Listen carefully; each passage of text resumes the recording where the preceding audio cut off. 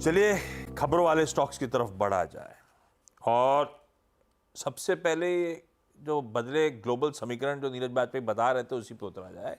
एक हैंडओवर आया क्रूड की तरफ से इंच अप होता हुआ। मानस ऐसे में दो स्टॉक्स ओएनजीसी और ओआईएल दोनों के चार्ट डोलिएगा। अपन आमतौर पर सिर्फ ओएनजीसी की बात करते हैं। ONGC versus OIL out performance तगड़ा है ऑयल इंडिया में। कैसे समीकरण लग रहे हैं, किसी में ट्रेड बनता है, आप डिसाइड करिएगा। हर्षदा क्या अपडेट्स हैं?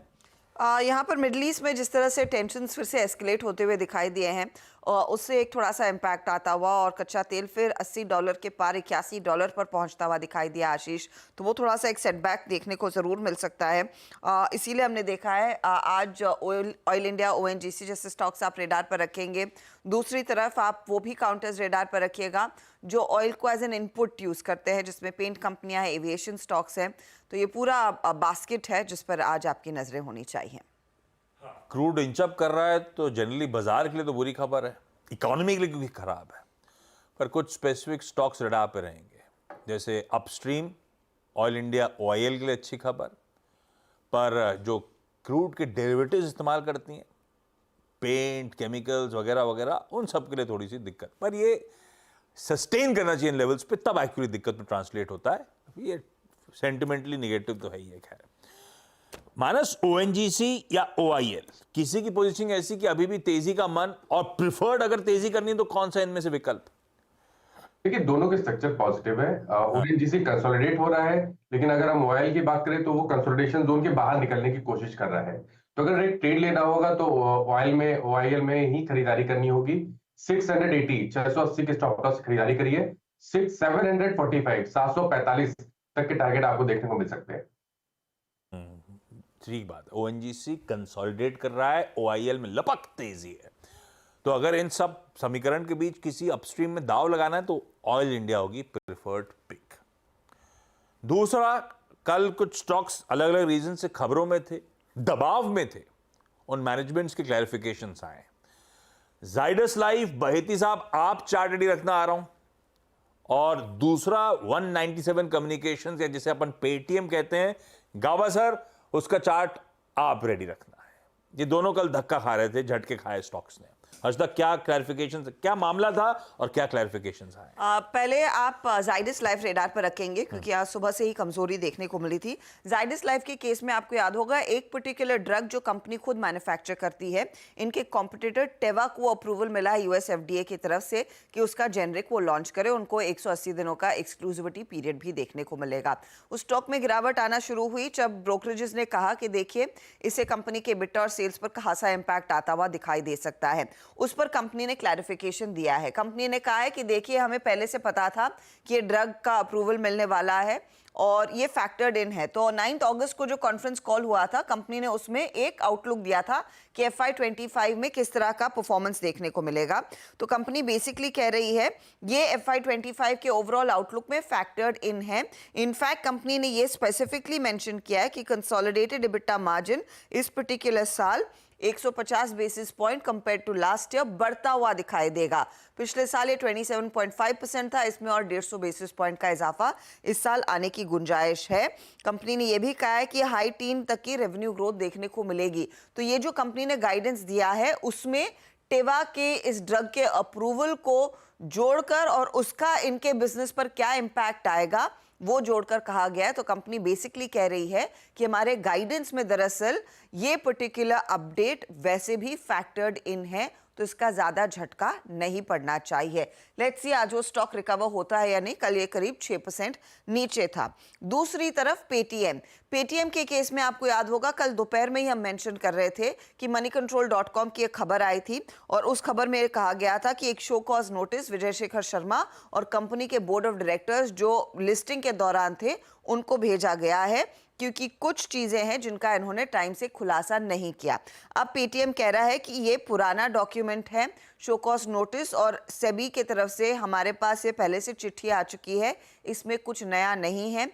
हमने सेबी से दरअसल तमाम जो उनको डॉक्यूमेंट्स चाहिए वो वैसे भी फर्निश कर रहे हैं। तो पेटीएम यही कह रहा है कि ये पहला वाला मामला है, कुछ फ्रेश डेवलपमेंट नहीं है इस पर्टिकुलर मैटर में। दोनों स्टॉक, दोनों की क्लैरिफिकेशंस आ गए बाजार बंद होने के बाद। गौरांग सर, आपके कवरेज यूनिवर्स को क्या कहेंगे, कवरेज ब्रह्मांड में ये पेटीएम या जाइडस है क्या कोई, और इसमें किसी में कोई ट्रेड फंडामेंटल पिक है क्या आप लोग की? खरीदारी का ब्रह्मांड कहते हैं उसे। और खरीदारी के ब्रह्मांड में, हाँ।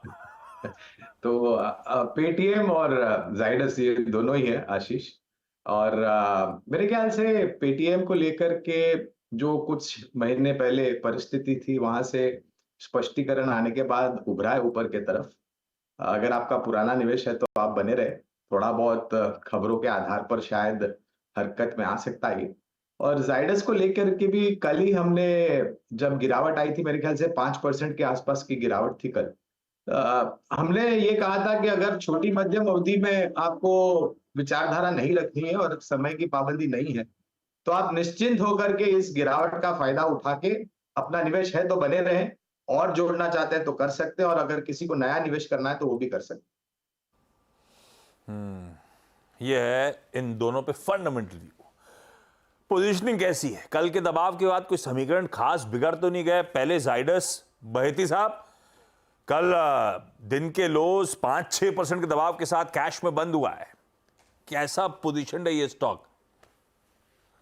अगस्त में ही इसमें ऑल टाइम हाई लगा था 1325 का जोन, और वहीं से ऑलमोस्ट 12 अगस्त से इसमें एक सेलिंग का वेव चालू हुआ और करीब करीब 200 रुपए वहां से गिर के 15% के करीब वहां से गिर चुका है। तो एक काफी अच्छी शॉर्ट हो चुकी है, इसमें शॉर्टिंग हो चुकी है, और हमें लग रहा है कि आज शायद एक शॉर्ट कवरिंग यहाँ पे देखने मिल सकती है। तो जिनके पास भी शॉर्ट्स है उनको एग्जिट करने की सलाह रहेगी। जो लॉन्ग है वो 1150 के ऊपर ही इसमें करने की सलाह है, और जब स्टॉप लॉस इसमें मेंटेन करना है वो 1110 जो कि कल का क्लोजिंग था वहां पे ही स्टॉप लॉस मेंटेन करना है। तो स्ट्रिक्टली 1150 के ब्रेकआउट आता है और सस्टेन करता है तो ये लॉन्ग करे, और फिर 1200 1250 तक के टारगेट्स के लिए पोजीशन बनाई जा सकती है, लेकिन स्टॉप लॉस जो है इसमें 1110 के करीब पे एक स्ट्रिक्ट रखें। क्लियर है, कंडीशनल बाय है भाई साहब। इसी अगस्त में कहां चला था 1300 प्लस का, ठंडा पड़ रहा था, वैसे ही एग्रेसिव शॉर्ट्स बने हुए हैं। जब तक 1150 के ऊपर नहीं जा रहा है तब तक बाय इनिशिएट नहीं करना है, और 1150 के ऊपर के टिक्स नजर आ रहे हैं तो बाय करें बहेती साहब के इवेंचुअल 1200 प्लस के टारगेट्स के लिए। गाबा सर, पेटीएम 197 कम्युनिकेशन, ये गिरावट, सेटअप कैसा गया है? किसी भी रीजन से जो गिरावट आ रही है, खरीदारी करने के मौके हैं या नहीं? मेरे ख्याल से अच्छी जगह खरीदने की 475 के आसपास है। अगर वहां आता है तो ट्रेड कर रहा है 530 के आसपास, क्योंकि स्ट्रक्चर पॉजिटिव है। इसमें अगर करेक्शन आता है, गिरावट आती है, तो बहुत अच्छी जगह है 475 के आसपास। तो 500 भी ब्रीच कर लेता है और 475 जगह बन जाती है सपोर्ट की, या फिर 580 पार कर ले। मतलब मुझे लगता है डिप का इंतजार करना चाहिए पेटीएम। ओके, अब आइए अगला, मेरे ख्याल से मेडी असिस्ट। इसने, अच्छा मेडी असिस्ट, कविता जी, हालांकि बहुत पुरानी लिस्टिंग है नहीं, फिर भी चार्ट की समीकरण आप देख के रखो, मैं आता हूं। हर्षदा, क्या अपडेट्स हैं इसको लेकर? मेडी एसिस ने एक एक्विजिशन अनाउंस किया है। दरअसल 100% स्टेक पैरामाउंट हेल्थ में एक्वायर करते हुए दिखाई देंगी। ये एक टीपीए है, 312 करोड़ के आसपास से सौदा होता हुआ दिखाई देगा। टीपीए के बिजनेस में दरअसल ये सेकंड लार्जेस्ट प्लेयर है पैरामाउंट का ग्रुप सेगमेंट। FY24 में जो डेटा कहता है, मेडी एसिस का मार्केट शेयर ग्रुप सेगमेंट में इस एक्विजिशन के बाद 36.6% दरअसल बढ़ता हुआ दिखाई देगा, और हेल्थ इंश्योरेंस बिजनेस में मार्केट शेयर करीब 24% तक आता हुआ दिखाई देगा। तो एक साइजेबल एक्विजिशन, और क्लियरली मार्केट शेयर में एक्सपेंशन देखने को मिलेगा पैरामाउंट हेल्थ को अक्वायर करने के बाद। मेडी असिस्ट रखिए रडार पे भाई इसको। थर्ड पार्टी टीपीए चलाने का काम, इस पे रिपोर्ट आई थी, किसकी थी? इन्वेस्टेक की। 625 के लक्ष्य के साथ 560 की कल की क्लोजिंग थी, तो ठीक है, डिसेंट अपसाइड्स हैं। वो कह रहे हैं डील जो वैल्यू करी गई है रीजनेबल है गिवन जिस तरह का पैरामाउंट का स्केल है, तो एक्विजिशन तो अच्छा हुआ है, ऐसा ब्रोकरेज मानती हैं कविता जी। लेकिन चार्ट्स पे प्लेसमेंट कैसा, जो भी लिमिटेड डेटा है उसको देखते हुए? आशीष जी, सो 550 के लेवल पर एक बहुत अच्छा रेजिस्टेंस था जिसे क्रॉस करके अब ये काउंटर ट्रेड करता हुआ दिख रहा है। सो अनटिल एंड अनलेस 545 550 के लेवल के ऊपर है, जो प्रीवियस पीक है वो 620 की तरफ जाते हुए दिखती है। तो एज ऑफ नाउ जो ट्रेडिंग जोन दिखता है वो 550 से 620। रिस्क रिवॉर्ड यहाँ से फेवरेबल है। 561 पर कल क्लोजिंग दिया है काउंटर ने, तो यहाँ एक बाय अपॉर्चुनिटी बनती है for the price target of 610 620। चलिए देखते हैं मेडिअसिस्ट इस एक्विजिशन न्यूज पे कैसे बिहेव करता है, पर चार्ट्स हो या फिर एक्विजिशन को लेकर ब्रोकरेज रिपोर्ट हाईलाइट कर रही हो, मूल्यांकन भी अच्छे हैं और चार्ज भी डिसेंट है। अब आइए फिर से कल बतेरे लार्ज ट्रेड्स हुए हैं, उसमें जो इंपॉर्टेंट है वो डिस्कस कर लिए जाए। हर्षदा, कौन कौन से? कल के पर्सपेक्टिव से पहले तो आशीष, एयू स्मॉल फाइनेंस बैंक, जहां पर फिनकेयर बिजनेस ने करीब 1.7% स्टेक ऑफलोड किया है इस एंटिटी में। यहां पर DSP mutual fund, Morgan Stanley, Societe Generale, इन सब ने स्टेक लिया है। 803 करोड़ तक का ये सौदा होता हुआ दिखाई दिया था। अब फिनकेयर बिजनेस सर्विसेज का स्टेक जो पहले 8% था वो घटकर 6.32% के आसपास आ जाएगा, तो वो स्टॉक आप रेडार पर रखेंगे एयू स्मॉल फाइनेंस बैंक का।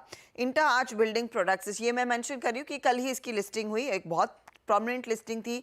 44% के प्रीमियम के साथ इसने अपनी पारी की शुरुआत की है और कल पहले दिन ही बैंक ऑफ अमेरिका ने करीब 1.3 लाख शेयर खरीदे हैं। नियरली 16 करोड़ का माल खरीदा गया है। आदित्य सन लाइफ म्यूचुअल फंड ने करीब 2 लाख शेयर लिए, 25 करोड़ तक का इन्वेस्टमेंट उनकी तरफ से आता हुआ दिखाई दिया था। क्लियरली डिमांड थी इस पर्टिकुलर स्टॉक के लिए। मेड प्लस भी आप रेडार पर रखेंगे। लैवेंडर रोज इन्वेस्टमेंट जो बेसिकली वॉर्बर्ग पिंकस की एक इकाई है, इन्होंने अपना पूरा स्टेक 11.35% ऑफलोड कर दिया है मेड प्लस में। 616 रुपये 48 पैसे पर यह सौदा हुआ है। ICICI Prudential pharma health care fund, government of Singapore, ICICI Pru multi asset fund और इनोवेशन फंड, इन सब ने दरअसल वो स्टेक लिया है मेड प्लस में। ब्रेन बीज के लिए एक अपडेट है, ये भी एक रीसेंट लिस्टिंग है, फर्स्ट क्राई ब्रांड वाली कंपनी। एसबीआई म्यूचुअल फंड ने अपनी अलग अलग स्कीम्स के तहत रीसेंट पास में 4.5 लाख शेयर खरीदे हैं। एसबीआई म्यूचुअल फंड का स्टेक 5% के ऊपर निकला है। कोफोज में मोतीलाल ओसवाल ने लगभग 1.91% हिस्सेदारी ली है और अब मोतीलाल ओसवाल का जो स्टेक है कोफोज में करीब 5.42% के बियॉन्ड निकलता हुआ दिखाई दिया। ये फंड की तरफ से बाइंग हुई है।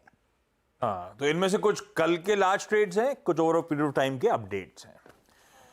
रखिए सारे स्टॉक्स रडार पे भाई। ये लास्ट रेट से चलते ये सब स्टॉक्स आज शायद हरकत में लौटे, वैसे कल ऑलरेडी हरकत में थे इनमें ज्यादातर स्टॉक्स। बाकी हर्षदा, स्टॉक से न्यूज कौन कौन? बाकी मैं फटाफट से आपको बता दूं, सीगल ये जो रीसेंट लिस्टिंग है उसके नंबर्स आए हैं।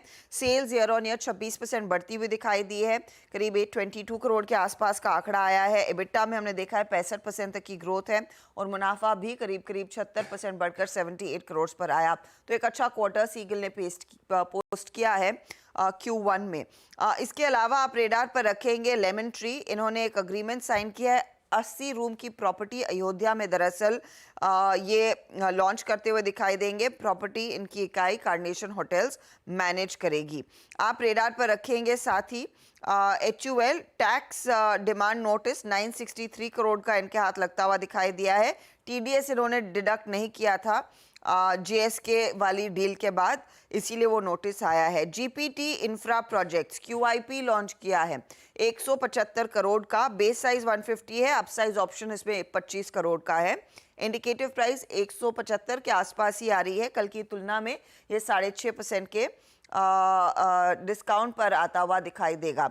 साथ ही साथ आप ध्यान रखिएगा यहाँ पर कुछ बोर्ड बैठक पर आज बोर्ड मीटिंग पारस डिफेंस की होगी। QIP के जरिए फंडरेज पर विचार होने वाला है।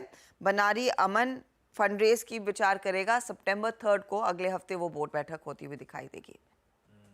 चलिए भाई, ये सारे खबरों वाले स्टॉक्स हैं जो रडार पर रखिए। ट्रेंड में एक लार्ज ट्रेड हुआ आज। ट्रेंड में खैर